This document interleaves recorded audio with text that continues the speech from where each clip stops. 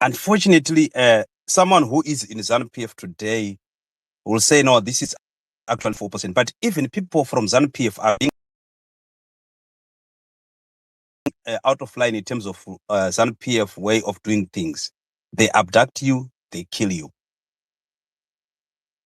If you go back, look the likes of Boda Gezi, the likes of Elliot Manyika, and so many guys or comrades from ZANU-PF, they are no more. And some guys from the army, they are also losing their life. Year in, year out, we are losing generals. So someone will say that this is not a problem because I'm in ZANU-PF and it's only affecting the opposition people. But tomorrow it will be your uncle who is in ZANU-PF just because he challenged someone in a primary election, or he's trying to challenge someone in a primary election. And so at the end of the day, we are all going to suffer because of this system.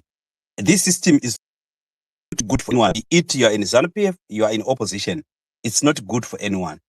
So as Zimbabweans, let's start to think as Zimbabweans who want to build their country. We put the political jackets aside and try to tackle the problem together and correct our government to say, no, whenever you are dealing with these issues, if someone is found, is suspected of wrongdoing, use the proper channel of investigating the person.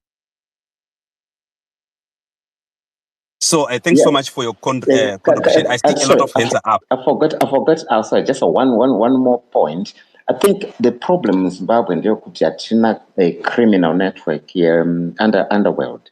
I think underworld balances power between those in power, like government power, and the civilian. Because kune madon, like when the Manchester, people don't call the police. Pane vamwe abuse power.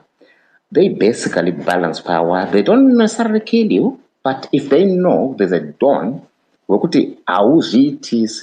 you actually think twice before you abuse power. Thank you. Okay, thanks. I see there's Dobbs and the great, I think the great Charumbira. So can I start with Dobbs, then Charumbira? Yeah, many thanks for highlighting to say the issue of being a victim doesn't have any political affiliation. That is the truth. But then when we fight it, we must understand it to say, even if you witness it, report it, take photos, gather evidence. Now everybody have got a camera, because I do understand everybody have got a camera phone. Just take that photograph, and it's a done deal. If you fear to talk about it, because I talked about when that advocate was there. I talked about another similar case where somebody was seen adapting, and the police charged him with murder. To say, we don't care whether we find him or not. You have murdered him. Until we find it, we are not going. You are not cooperating to tell us where did you put him. So we are just assuming that you have murdered him. And that was that. And that was during about 2000, somewhere there. And it went on like that. Unfortunately, it was ZANU-PF being involved. And that person, again, the whole team was murdered. You know how ZANU-PF operates. So I think where we fear to gather evidence, even if we go to police, even if we go to lawyers, without anything to show, to prove, to say this is what have happened, it goes like what normally happened. To say we see it happen and we don't want to be a witness. We just wanted to say, because it's not me, I'm safe for the time being. But our life doesn't go, it will affect you the other day, because it's just like a snake. To say, if you see it crawling into your neighbor, you say, I don't have to kill it. It's going to my neighbor. It won't attack my kids or my my chickens, it will attack, it will come and attack you one day because it's still alive. So that issue of dealing with the kidnapping, we can resolve it nowadays. As long as you gather evidence to say there's somebody who have done it, it's a done deal. And we have understand to say when somebody is known, whether we find it that he drew the board or not, that assumption that the kidnapped, the victim is already made that is a good thing within our law to say we can just use it. Whether they would admit to say they've done it or not is one or another thing. But we have this situation where they've admitted to say they've kidnapped somebody, even the state itself. We know the Justina Mkoko's case to say it's one of those where they admitted to say they've kidnapped him. Yeah. And end up paying a compensation. But if it wasn't somebody who have leaked it,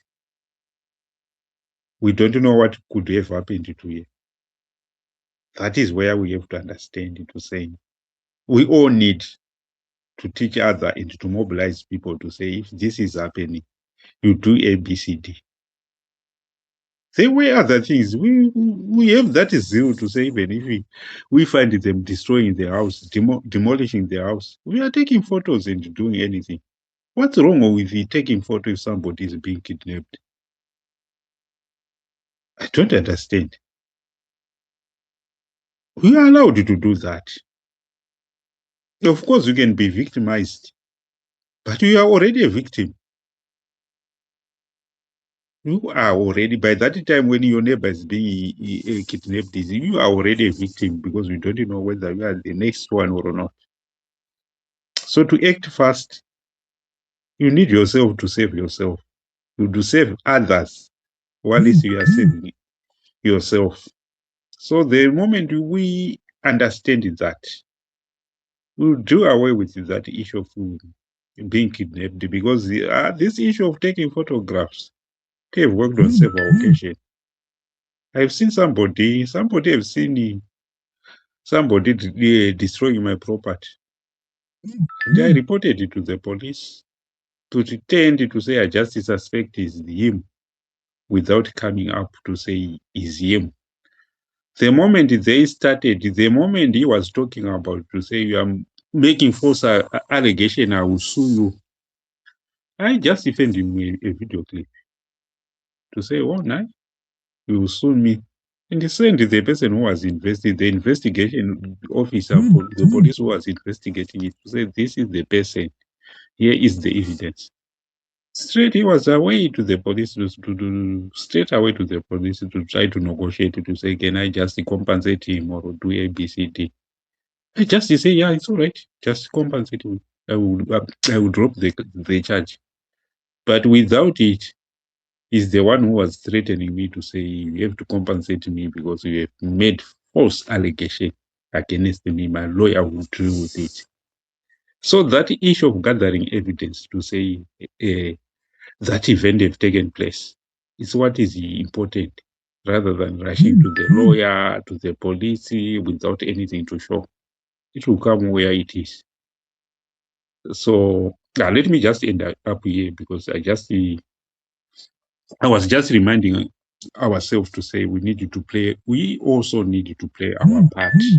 It doesn't need to say I have to be, I myself, I also have to mobilize others to say, if you see such event, let other people know. Nowadays, we have people who are being killed daily now. Check the murder rate in Zimbabwe. It's very up, but people are not being arrested. We say police, they don't bother.